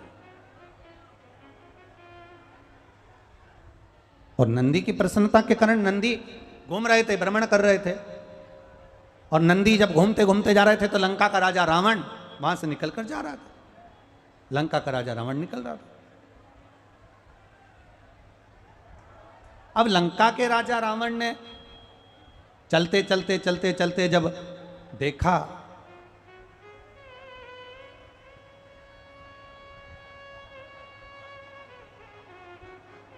अहंकार आने में देरी नहीं लगती महाराज, अभिमान आने में देरी नहीं लगती है। अभिमान तुरंत आ जाता है, अहंकार तुरंत आ जाता है, तुरंत। अहंकार आने में देरी नहीं लगती, 1 मिनट में सुंदर हो अहंकार आ जाएगा, ज्यादा पढ़े लिखे हो अहंकार आ जाएगा। तुम मुझे जानते नहीं हो, तुम क्या पढ़े हो, तुम क्या जानते हो, मैं पढ़ी लिखी हूं। एक बहू कह देती है अपनी सास से, तुम्हारी मम्मी तो अनपढ़ है, तुम्हारी माँ तो अनपढ़ है, उनको क्या आता है, मैं पढ़ी लिखी हूं। एक बात का अनुभव रखना, पढ़े लिखे कितने भी हो पर पुराना, भले वो 5वीं फेल होगी तुम्हारी सास, पर उसका अनुभव तुम्हारे पढ़े लिखे के जीवन से भी ज्यादा अनुभव उसके जीवन में होता है। कभी कभी अनुभव काम आता है, कभी कभी अनुभव हमारे काम आ जाता है। कभी कभी एक आड़ा टेढ़ा पाइप, बिल्कुल आड़ा टेढ़ा पाइप, उस आड़े टेढ़े पाइप में एक तार अंदर डालना, एक वायर अंदर डालना, और वो वायर पाइप में नहीं जा रहा। 4 इंजीनियर टोपी लगाकर खड़े थे, 5 इंजीनियर खड़े थे, पर वो तार अंदर नहीं जा पा रहा था। 3 दिन निकल गए। एक किसान, खेती करने वाला, फसल लगाने वाला किसान जा रहा था। उसने कहा, बाबूजी मैं आपको देख रहा हूँ, आप 3 दिन से परेशान हो रहे हो, ये तार नहीं जा रहा, क्या मैं इस तार को अंदर डाल दूं? इतने में इंजीनियरों ने कहा, हम इंजीनियर हैं, पढ़ाई करिए, तुम्हारे जैसे गंवार नहीं है जो तुम तार को अंदर डाल दोगे। जब हमें 3 दिन लग गए, जा नहीं रहा, तो तुम कैसे डाल दोगे? बाबूजी मैं डाल सकता हूँ। इतने में एक इंजीनियर का डाल के बता, ले डाल। इतने में किसान गया और किसान जाकर एक चूहे को पकड़ कर लाया। चूहे को पकड़ कर लाकर उसने पूंछ से तार को बांध दिया, पाइप के अंदर छोड़ दिया, चूहा बाहर, तार निकल कर बाहर हो गया, तार बाहर। कभी कभी पढ़ाई के साथ अनुभव भी हमारा काम कर जाता है। जरूरी नहीं कि तुम्हारी सास पढ़ी लिखी नहीं है, तुम्हारी सास विद्वान नहीं है, तुम्हारी सास ने MBA BA नहीं करा, MTech नहीं करा, CA नहीं करा, डॉक्टरी की पढ़ाई नहीं करी, इंजीनियरिंग की पढ़ाई नहीं करी, तुम्हारी सास ने हो सकता है कॉलेज की पढ़ाई नहीं करी, पर सास भले पढ़ी लिखी ना हो पर उसका अनुभव बहुत पुराना होता है, दुनिया के धक्के खाकर वो आगे बढ़ी होती है, तो तुम्हारे लिए ज्ञान के मार्ग को प्रशस्त कर देती है। उसको समझो। अहंकार कभी भी आ सकता है, उस अहम को हमें दबाना है, उस अहंकार को प्रकट मत होने दो। आप सुंदर हो, अहंकार आ सकता है, आप विद्वान हो, अहंकार आ सकता है, आप ज्ञानवान हो, अहंकार आ सकता है, आपने सारे वेद, सारे पुराण, सारे शास्त्र सब पढ़ रखे हैं, आप में विद्वत्ता का अहंकार आ सकता है कि मैंने जो पढ़ रखा है, क्या जानता है कोई, मैंने पढ़ रखा है, एक एक श्लोक याद है, एक एक अक्षर याद है, एक एक शब्द याद है, पूरा रटा रटाया है मेरे को, ये तुम्हें अहंकार आ सकता है। तुम्हारे पास में वैभव है, दौलत है, गाड़ी है, धन है, पत्नी है, बच्चे हैं, कुटुंब है, अहंकार आ सकता है। शिव महापुराण की कथा कहती है, रावण के पास में सारा वैभव था, सारी सत्ता थी, 9 ग्रह बंदी बने हुए थे, सब कुछ रावण के पास में था, पर रावण अपनी जिह्वा पर और अपने अहंकार पर कंट्रोल नहीं कर पाया और रावण का अहंकार प्रकट हो गया। कैलाश पर घूमते घूमते रावण ने नंदी को देखा और नंदी को देखकर रावण हंसकर कह दिया, बताओ मनुष्य का शरीर है और बैल का मुंह लगा है, नंदी का मुंह लगा है। रावण 10 मुख से हंसना प्रारंभ कर दिया। रावण जब 10 मुख से हंसना प्रारंभ करा, रावण ने जब हंसना चालू करा, नंदी को बुरा नहीं लगा, क्योंकि नंदी ने भगवान से खुद मांगा था कि मेरा चेहरा बदल दो, खुद मांगा।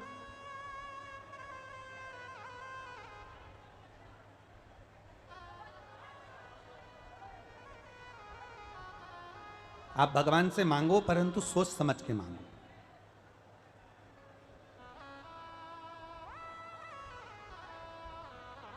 एक व्यक्ति भगवान से हमेशा कहता था, भगवान मुझे ऐसा बना दो, लोग मुझे पैसा दे ही दें, दे ही दें, दे ही दें, और मैं किसी को नहीं दूं। भगवान ने उसको भिखारी बना दिया। लोग उसको पैसा देते ही देते और भिखारी किसी को नहीं देता। एक व्यक्ति ने कहा, भगवान मुझे ऐसी कृपा कर दो, मेरे आगे पीछे गाड़ियां ही गाड़ियां दौड़े, खूब गाड़ियां मेरे आगे पीछे हो। भगवान ने उसको ट्रैफिक सिग्नल पर बना दिया, दौड़ाते रहो, सीटी बजा कर इधर इधर इधर। ये भगवान से मांगने की चीजें नहीं है कि साहब गाड़ी दे देना, साहब मुझे लोग दें, ये दे देना। भगवान से अगर मांगना है तो भगवान से प्रार्थना करना कि देना हो तो दीजिए, जन्म जन्म का साथ,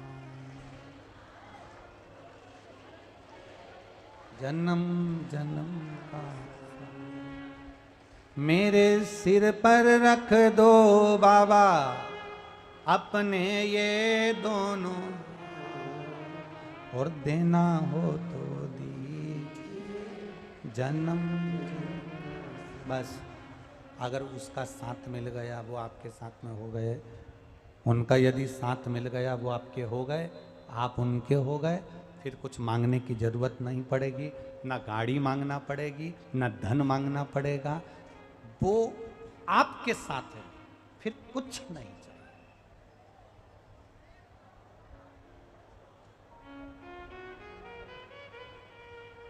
आपका पति आपके साथ बाजार जा रहा है,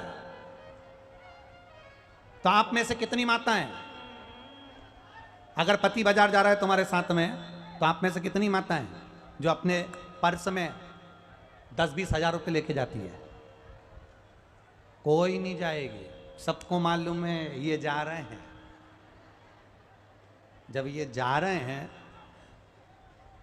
अब आपने तो कह दिया कि मुझे खगड़िया ले चलो, कथा सुनना है, अब आपको मालूम है ये लेकर जा रहे हैं तो मुझे आगे बिठाएंगे भी और पूरे रास्ते में कुरकुरा और चाय खिलाते पिलाते फिर लेकर जाए, ऐसे ले जाएंगे।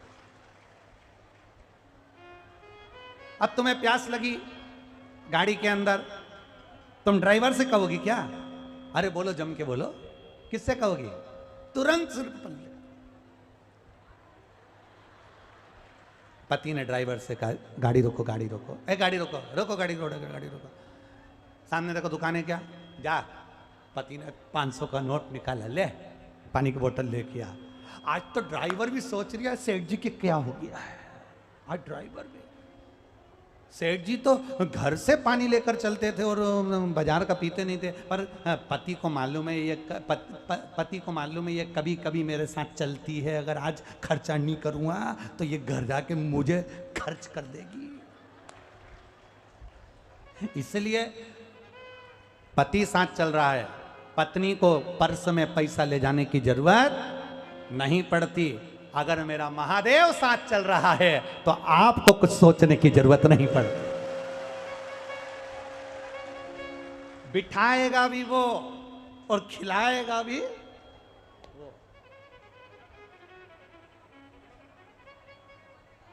सब हम तो बाबा के भरोसे।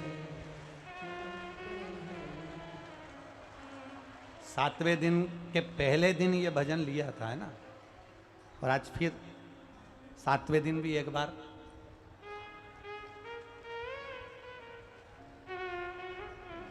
दुनिया वाले,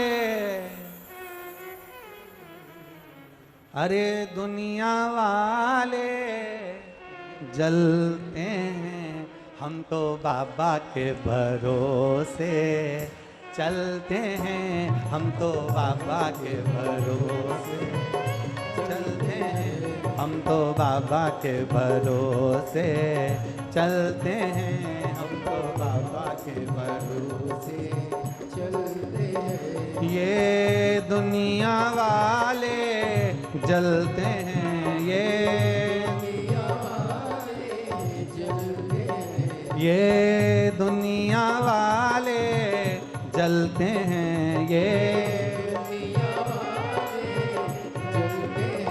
हम तो बाबा के भरोसे चलते हैं, हम तो बाबा के भरोसे चलते हैं, भोले बाबा के भरोसे चलते हैं, भोले बाबा के भरोसे चलते हैं, देवघर वाले के भरोसे चलते हैं, देवघर वाले के भरोसे चलते हैं, काशी वाले के भरोसे चलते हैं, काशी वाले के भरोसे चलते हैं, हम तो बाबा के भरोसे चलते हैं, हम तो बाबा के भरोसे चलते हैं, भोले बाबा के भरोसे चलते हैं, भोले बाबा के भरोसे चलते हैं। ओहो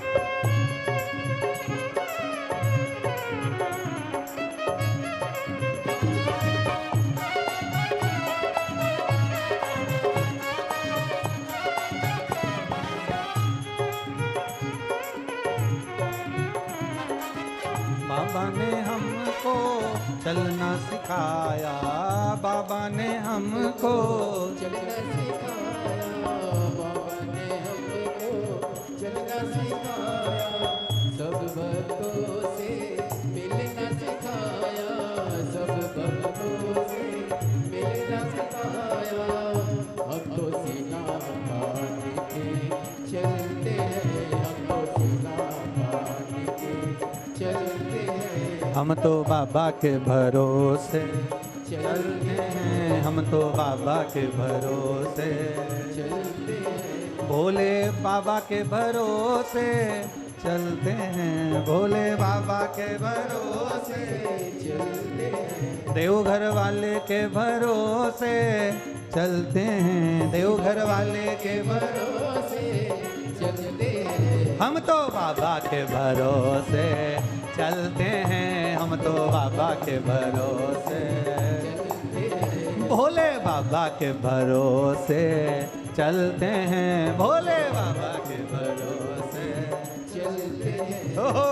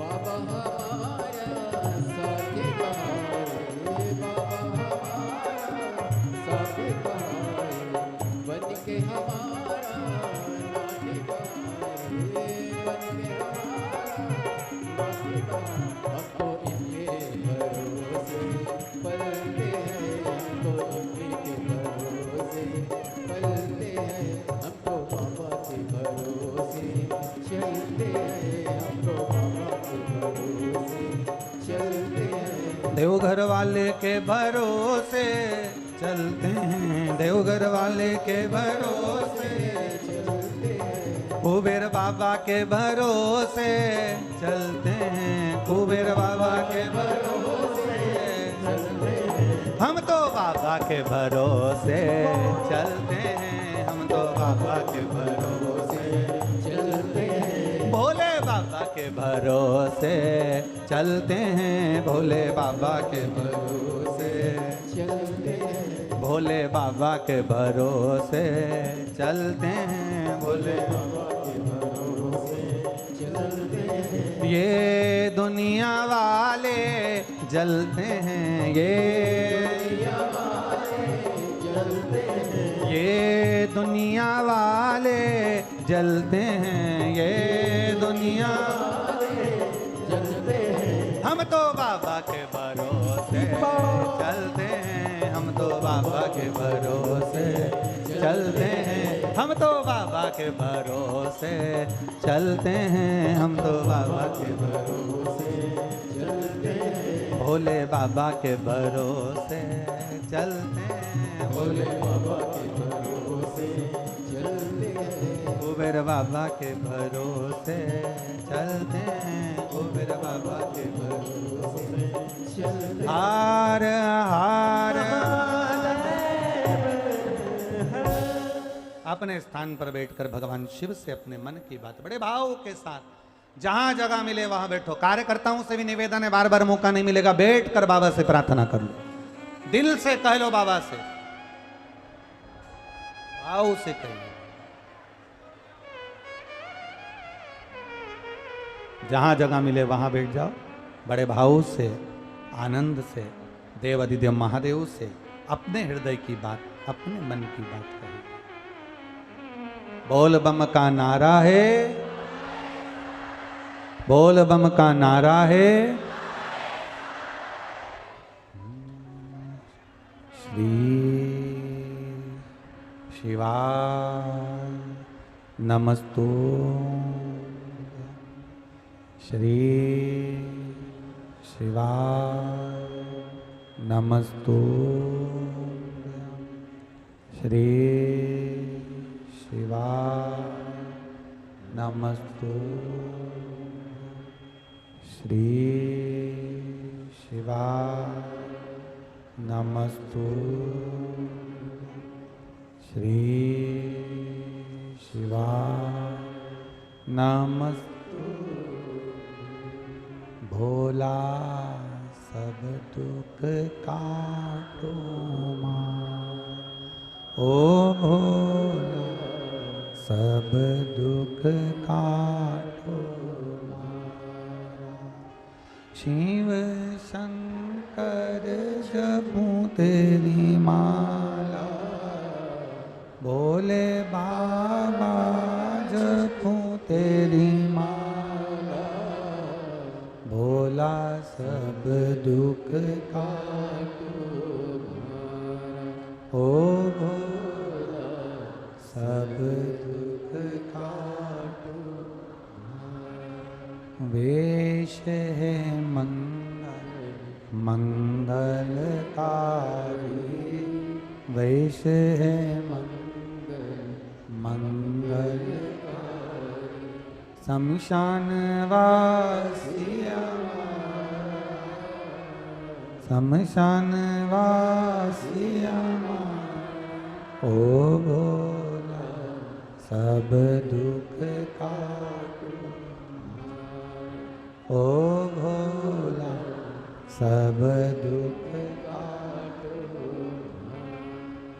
नंदी के ऊपर लंकाधिपति रावण हंस दिया, अहंकार प्रकट हुआ है, अहम सामने आया।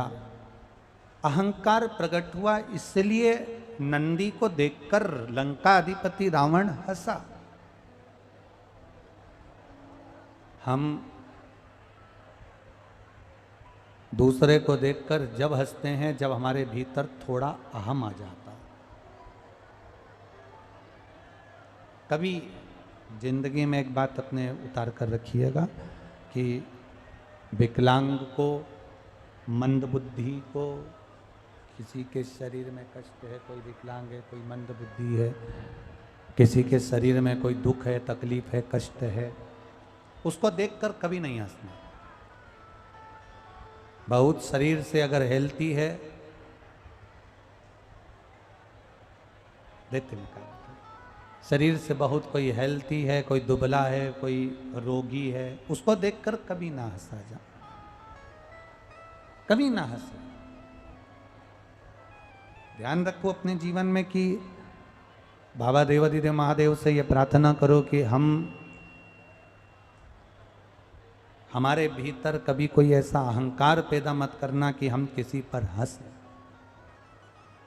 रावण नंदी पर हंस दिया, रावण नंदी पर हंसा, और नंदी पर रावण जब हंसा तो नंदीश्वर कुछ बोले नहीं, जा रहे थे नंदी तो निकल कर, रावण नंदी का हाथ पकड़े और नंदी का हाथ पकड़कर रावण ने फिर ठाका लगाया, फिर हंसा।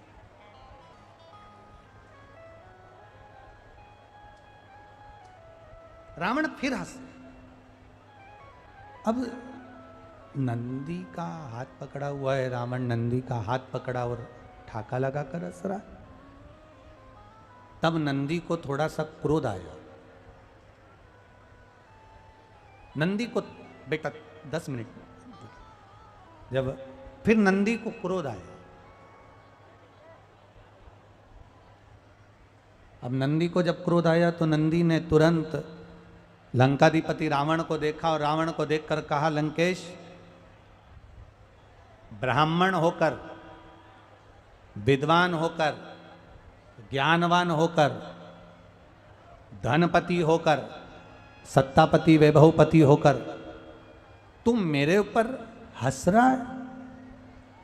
एक अज्ञानी व्यक्ति अगर किसी पर हंसे, एक अज्ञानी व्यक्ति अगर किसी पर उपहास करे, एक अज्ञानी व्यक्ति अगर किसी पर हंसे, एक अज्ञानी व्यक्ति अगर किसी पर उपहास करे तो चल जाए, परंतु ज्ञानवान, विद्वान, ज्ञानी होकर अगर कोई हंस रहा है, ज्ञानी होकर अगर कोई खिल्ली उड़ा रहा है, ज्ञानी होकर कोई अपशब्द कह रहा है, तो ये श्रेष्ठता नहीं बनती। अज्ञानी करेगा चल जाएगा, अज्ञानी करेगा तो चलेगा, पर ज्ञानी होकर अगर कोई कुछ कर रहा है, ज्ञानी होकर अगर कोई हंस रहा है, ज्ञानी होकर अगर कोई उपहास कर रहा है, ज्ञानी होकर यदि अपशब्द बोल रहा है तो वो नहीं चलेगा, वो श्रेष्ठता नहीं। शिव महापुराण की कथा कर रही है, भगवान शंकर का संवाद कर रहा है, शिव तत्व कह रहा है। नंदी को क्रोध आया और नंदी को जब क्रोध आया तो क्रोध आते से ही नंदी ने हाथ पकड़ा रावण का और लंकाधिपति लंकेश से रावण से कहा, लंकाधिपति से कहा, सुन लंकेश, सुन रावण, सुन लंकाधिपति लंकेश, मैं नंदी भगवान शंकर के चरणों का दास, मैं नंदी भगवान शिव के चरणों का दास आज तुझे श्राप देता हूं। सुन लंकाधिपति, तू मेरे इस स्वरूप पर हंसा है, मैं तुझे श्राप देता हूं। रावण, लंकाधिपति, मैं तुझे श्राप देता हूं कि तेरी पूरी सोने की लंका और तेरा पूरा कुल अगर मरेगा, समाप्त होगा, तो उसमें जैसा मेरा पशु का मुख लगा है, ऐसे ना जाने कितने पशु, ना जाने कितने जीव जंतु, ना जाने कितने रूप बदलकर बानर तेरी लंका में पहुंचेंगे और तेरी लंका में आग लगा कर मानेंगे, ना जाने कितने पहुंचेंगे और वो आग लगा कर मानेंगे। शिव पुराण कहती है, भगवान शंकर का संवाद कर रहा है, शिव तत्व कह रहा है, शंकर भगवान का संवाद कर रहा है, शिव महापुराण की कथा कर रही है। हम किसी पर हंसे ना। जिस रोगी व्यक्ति को देखकर हम हंसते हैं, हो सकता है वो रोग का कारण हमारे में भी आ जाए। हम किसी दुर्बल को देखकर, हम किसी असहाय को देखकर हंसते हैं, उपहास करते हैं, अपशब्द कहते हैं, हो सकता है वो भाव हमारे लिए भी आ जाए। इसलिए किसी पर हंसा ना जाए, किसी पर ना हंसा। भला किसी का करना सको तो बुरा किसी का ना करना, फूल नहीं बन सकते तो कांटे बनकर मत रहना। आप अच्छा करने का प्रयास करिए, अपने जीवन को श्रेष्ठ बनाने का प्रयास करिए। आया समय, आज किस प्रकार से एक दूसरे की सहायता करें, किस प्रकार से सेवा करें, और साथ में हम सभी को पूज्य गुरुदेव बताते भी हैं कि इस संसार में जीने का तरीका क्या होता है, किस प्रकार से हमें जीना चाहिए, किस प्रकार से हमें एक दूसरे की बात मानना चाहिए और किस प्रकार से हमें एक दूसरे के प्रति सोचना चाहिए। ये सभी हमें पूज्य गुरुदेव बताते हैं। हमें न केवल ज्ञान प्राप्त कराते हैं, अपितु हम सभी को यह भी संकल्प दिलाते हैं कि हम हमारे हाथों से किसी का बुरा ना करें। ये भी संकल्प हमें पूज्य गुरुदेव दिलाते हैं, हमें भगवान से प्रार्थना करवाते हैं, मंदिर जाना सिखाते हैं, एक लोटा जल का प्रभाव हमें बताते हैं, श्री शिवाय नमस्तुभ्यम का प्रभाव हमें बताते हैं। ये पूज्य गुरुदेव द्वारा जो हम सभी को कथाएं श्रवण कराई जाती हैं, उसमें मार्गदर्शन भी मिलता है, आत्मबल भी मिलता है और हम सभी को भगवान के प्रति भक्ति भी मिलती है, साधना भी मिलती है, आराधना भी मिलती है। ये केवल और केवल शिव महापुराण की कथा के प्रभाव से ही संभव हो सकता है। बाबा भोलेनाथ की प्रति आप सभी की अटूट श्रद्धा, अटूट भक्ति निरंतर ही देखने को मिलती है, निरंतर ही सराहनीय है, क्योंकि कहीं पर भी कथा होती है, गर्मी हो, बारिश हो, आंधी हो, तूफान हो, पर भक्तों का जो रेला रहता है वो निरंतर ही हम सभी देखते हैं, निरंतर ही दिन ब दिन भीड़ बढ़ती ही जा रही है। बाबा भोलेनाथ के प्रति आप सभी इस प्रकार से ही अडिग रहें और उनकी भक्ति में लीन रहकर आप अपने जीवन को कृतार्थ करें, आनंद में करें। देखिए, हम सभी अपने जीवन में कुछ ना कुछ अच्छा कर सकें, ये हम सभी के मन में एक लालसा होना चाहिए, क्योंकि लोगों का क्या है, उनकी सोच बदलती रहती है, कभी कुछ हो जाती है, कभी कुछ हो जाती है, क्योंकि हमें एक विशाल समुद्र की तरह बनना है। लोगों का क्या है, लोग हमें मंदिर जाएंगे तब भी बुरा भला कहेंगे और हम किसी का भला करेंगे तब भी कुछ ना कुछ कहेंगे, पर हमें समुद्र की भांति विशाल बनना है और हमें समुद्र की तरह ही सोच के चलना है, क्योंकि समुद्र के किनारे जब एक तेज लहर आती है, एक छोटे से बच्चे की चप्पल को वो अपने साथ में बहा कर ले जाती है, बच्चा रेत पर उंगली से लिखता है समुद्र चोर है। उसी समुद्र के दूसरे किनारे एक मछुआरा बहुत सारी मछलियां पकड़ लेता है, वह उसी रेत पर लिखता है समुद्र मेरा पालनहार है। और उसी के किनारे एक युवक समुद्र में डूबकर मर जाता है, उसकी मां रेत पर लिखती है समुद्र हत्यारा है। एक दूसरे छोर पर किनारे पर एक गरीब बूढ़ा टेढ़ी कमर लेकर रेत पर टहल रहा होता है, उसे एक बड़े से सीप में एक अनमोल मोती मिलता है, वह रेत पर लिखता है समुद्र दानी है। और अचानक एक बड़ी सी लहर आती है, ये सब लिखा हुआ मिटा देती है, जैसे समुद्र को कोई फर्क ही नहीं पड़ता कि उसके बारे में लोग क्या सोचते हैं, उसके बारे में लोग क्या राय रखते हैं। अगर हमें समुद्र की तरह विशाल बनना है और अपने जीवन में कभी भी फजूल बातों को ध्यान नहीं रखना है, तो निरंतर अपने उफान, अपना उत्साह, अपना शौर्य, अपना पराक्रम और अपनी शांति समुद्र की भांति हमें अपने हिसाब से तय करना चाहिए। लोगों का क्या है, वो तो परिस्थितियों के हिसाब से बदल जाते हैं। अगर मक्खी चाय में गिरती है तो चाय को फेंक देते हैं, और मक्खी अगर घी में गिरती है तो मक्खी को लोग निकाल के फेंक देते हैं। इसलिए हम सभी ऐसा प्रयत्न करें कि हम अपनी उफान अपने हिसाब से तय करें, हमें लोगों की राय पर नहीं जाना चाहिए, क्योंकि जो जितना सुविधा में है उतना ही दुविधा में है। इसलिए हम व्यस्त रहें, मस्त रहें, आनंद में रहें और निरंतर बाबा भोलेनाथ की भक्ति में लीन रहें। ऐसी हम सभी को प्रार्थना भोलेनाथ से करते रहना चाहिए। और आप सभी को ज्ञात है, शुद्धपुर नगरी सीहोर की पावन धारा पर विशाल कुबेरेश्वर धाम की स्थापना होने जा रही है। ये एक ऐसा धाम बनने जा रहा है जो 12 ज्योतिर्लिंग के मध्य में केंद्र में स्थापित होगा। बाबा की कृपा से अभी मूर्ति की स्थापना नहीं हुई है, पर उनकी कृपा और करुणा सभी जीव पर विद्यमान होती है। जो भी भक्त अपने मन की मुराद लेकर कुबेर भंडारी के चरणों तक पहुंचता है, उन सभी भक्तों की मनोकामना मेरा राजा धीराज महाकाल राजा, मेरा कुबेर भंडारी कुछ ही दिनों में, कुछ ही महीनों में पूर्ण कर देता है। कंकर संकर की वो भूमि, कंकर संकर की वो धरा, किसी भी स्थान पर बैठकर 108 बार श्री शिवाय नमस्तुभ्यम का जाप करने वाला व्यक्ति निरंतर ही सुख पाता है, निरंतर ही आनंद पाता है और उसकी मन की मनोकामना मेरा राजाधिराज महाकाल राजा पूर्ण कर देता है। ऐसी कृपा कुबेर भंडारी के चरणों में प्रतिदिन बरसती है और हम सभी को देखने को मिलता है। कोई सैकड़ों किलोमीटर से नंगे पैर पैदल चलकर कुबेर भंडारी के दर्शन करने पहुंचता है, कोई घुटनों के बल चलकर बाबा कुबेरेश्वर धाम पहुंचता है, कोई दंडवत प्रणाम करते हुए कुबेरेश्वर धाम पहुंचता है। ये लोगों की श्रद्धा है बाबा भोलेनाथ के प्रति, लोगों का अपार प्रेम है जो बाबा ने उनके प्रति दिखाया है, जो लोगों के बिगड़े काम बने हैं, ये उसका प्रभाव हम सभी को देखने को मिलता है। और आप सभी को ज्ञात है सिद्धपुर नगरी सीहोर की पावन धरा पर जो विशाल मंदिर गौशाला वृद्धाश्रम बन रहा है, जिसका निर्माण कर सुचारू रूप से चल रहा है।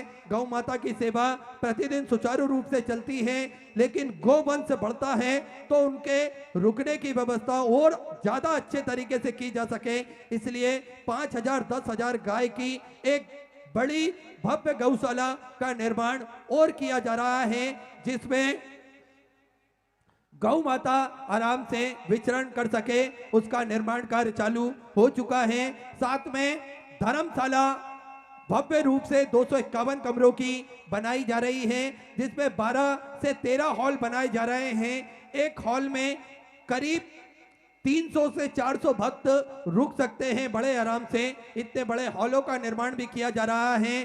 साथ में अन्नपूर्णा रसोई जो कि प्रतिदिन भोजन भंडारा चलता ही है कुबेर भंडारी के चरणों में, वो भी पूर्णतः निशुल्क उस भोजन भंडारे को नया रूप देते हुए आधुनिक युग से जो मशीनरी द्वारा भोजन तैयार किया जाता है, वे आधुनिक भोजनशाला का निर्माण कार्य भी चल रहा है। आप जो भक्त आजीवन भोजन भंडारे के सदस्य बनना चाहते हैं, वे जो 21,000 रुपए की सहयोग राशि देते हैं, वे अपना नाम व्हाट्सएप पर भेजना ना भूलें और अपना मोबाइल नंबर एड्रेस भेजना ना भूलें, जिससे उन भक्तों की सूची हम सभी को बड़े ही आराम से प्राप्त हो सके। साथ में जो भी भक्त अपनी सहयोग राशि मंदिर गौशाला वृद्धाश्रम अन्य क्षेत्र बाबा कुबेरेश्वर धाम में समर्पित करना चाहते हैं, वे टीवी स्क्रीन पर श्री विठलेश सेवा समिति का जो दान कार्यालय लगा हुआ है, उस कार्यालय में अपनी सहयोग राशि जमा कर रसीद प्राप्त कर सकते हैं। साथ में जो टीवी स्क्रीन पर अकाउंट नंबर QR कोड चल रहा है, उसमें अपनी सहयोग राशि जमा कर अपना नाम व्हाट्सएप पर भेज सकते हैं।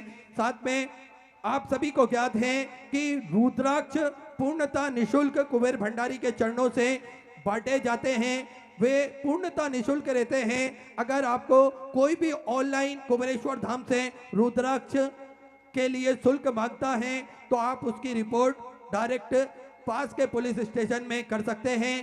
साथ में किसी भी तरह का शुल्क रुद्राक्ष के लिए नहीं मांगा जाता है, रुद्राक्ष पूर्णतः निशुल्क बढ़ता है, ना ही कोरियर किया जाता है रुद्राक्ष और ना ही किसी के हाथों से भिजवाया जाता है। कुबेर भंडारी के जो रुद्राक्ष हैं, वे केवल कुबेरेश्वर धाम पर पूर्णतः निशुल्क निशुल्क मिलते हैं। आप भी सुबह 10 बजे से शाम 5 बजे तक जाकर वे रुद्राक्ष बड़े ही आराम से प्राप्त कर सकते हैं।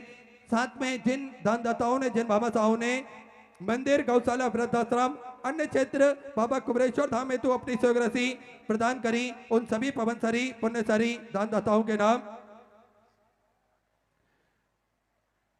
श्री ओम प्रकाश जी गुप्ता बरेली उत्तर प्रदेश से सुंदर 501 रुपए की सहयोग राशि अपने बाबा कुबेरेश्वर धाम में तो समृद्ध की, बहुत बहुत बधाई। सुंदर विचार आपके सहयोग राशि आपने समृद्ध की। गुप्तदान हाथरस उत्तर प्रदेश से 501 रुपए की सहयोग राशि आपने समृद्ध की, गुप्तदान में 1101 रुपए की सहयोग राशि समृद्ध की। कुड़चंद जी साहू की तरफ से सुंदर 2505 रुपए की सहयोग राशि आपने समृद्ध की। रविंद्र जी माथुर बुलंदशहर उत्तर प्रदेश से सुधा 501 रुपए की सहयोग राशि समृद्ध की। शशांक जी श्रीवास्तव लखनऊ उत्तर प्रदेश से 501 रुपए। संतोष जी त्यागी गाजियाबाद उत्तर प्रदेश से सुधर 5001 रुपए की सहयोग राशि अपने बाबा कुबेरेश्वर धाम में तो समृद्ध की, बहुत बहुत बधाई। सुधा विचार आपके सुधा सहयोग राशि आपने समृद्ध की। लता जी चौहान नागपुर महाराष्ट्र से सुधा 551 रुपए की 100 ग्राम की।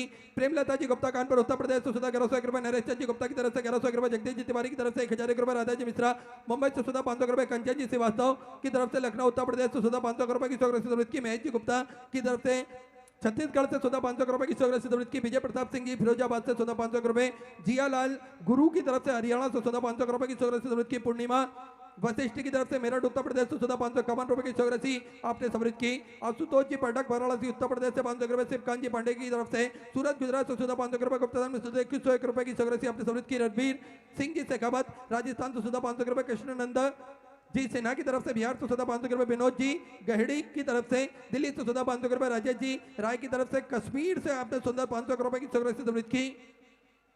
लक्ष्मी नारायण जी साहू रायपुर छत्तीसगढ़ तो सुधा 1100 रुपए। गुप्ता में सुधर 500 रुपए की 100 ग्राम की। गुप्ता में सुधर 2100 रुपए। शंकर सिंह जी बिहार से सुधा 1100 रुपए की 100 ग्राम की। कौशिक जेटी बल की तरफ से देवास मध्य प्रदेश से सुधा 500 रुपए। गुप्ता में सुधा 500 रुपए। सुधा राजेश जी दुबे धौलपुर राजस्थान से सुधा 500 रुपए। राजा राम जी तिवारी शहडोल मध्य प्रदेश से सुधा 500 रुपए। कांता देवी जी की तरफ से गुड़गांव हरियाणा सुधा 500 रुपए। रमा राजेंद्र जी मालवी की तरफ से सुधा 1111 रुपए की 100 ग्राम की।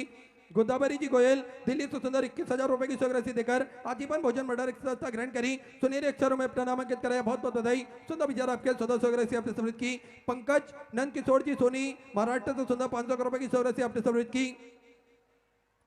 दीपा जी सेठ अयोध्या श्री राम जन्मभूमि से सुधा 1101 रुपए की 100 ग्राम समृद्ध की। प्रभाकर जी तिवारी नागपुर महाराष्ट्र से सुधा 500 रुपए। सोमेश जी सेना गुड़गांव हरियाणा सुधा 1101 रुपए। शुरू से देवी जी की तरफ से कन्नौर हरियाणा सुधा 500 रुपए। गुप्तदान जलगांव महाराष्ट्र से 21,000 रुपए की 100 ग्राम देकर आपने आजीवन भोजन भंडार एक संस्था ग्रहण करी। सुनहरे अक्षरों में अपना नामांकित कराया। बहुत बहुत बधाई। सुंदर विचार आपके 100 ग्राम समृद्ध की।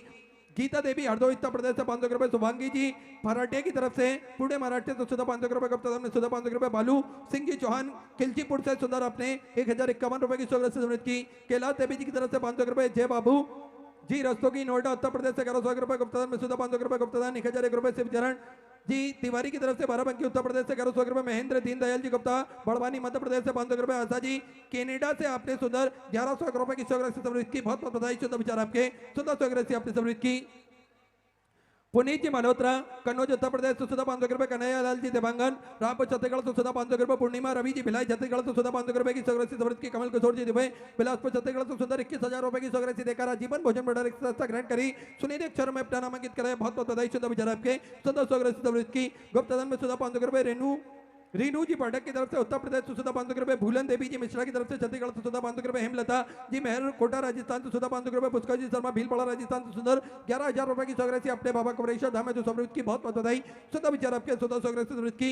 सुजल जी गुप्ता रायपुर छत्तीसगढ़ से सुधा 500 रुपए। वीरपाल जी शर्मा की तरफ से बदौन उत्तर प्रदेश से 500 रुपए। गुप्ता में सुधा 500 रुपए। सुनीता जी झा गुरुग्राम हरियाणा सुधा 500 रुपए। गुप्ता सुधा 500 रुपए। रंगीता देवी जी की तरफ से सुधा 500 रुपए। गुप्ता में सुधा 500 रुपए। बाबू राम बाबू जी की तरफ से खामगांव महाराष्ट्र से सुधा 500 रुपए की 100 ग्राम समृद्ध की।